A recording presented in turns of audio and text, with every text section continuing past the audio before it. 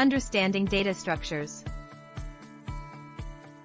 Data structures are fundamental concepts in computer science that help us organize and store data effectively, enabling efficient operations. Imagine having a lot of data to manage. Data structures allow us to store this data in a way that makes it easy to access, manipulate, and manage. They provide a structured way to organize data, which is crucial for efficient data handling.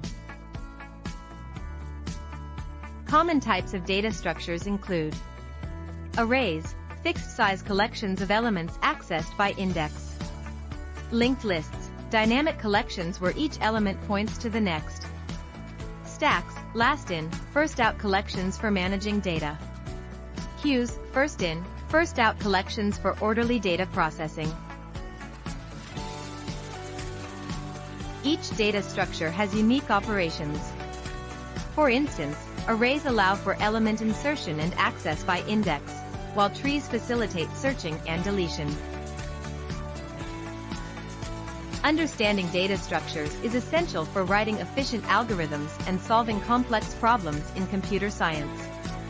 They are the building blocks for many algorithms and applications. Thank you for watching this video. In the next video, we will explore the different types of data structures in detail.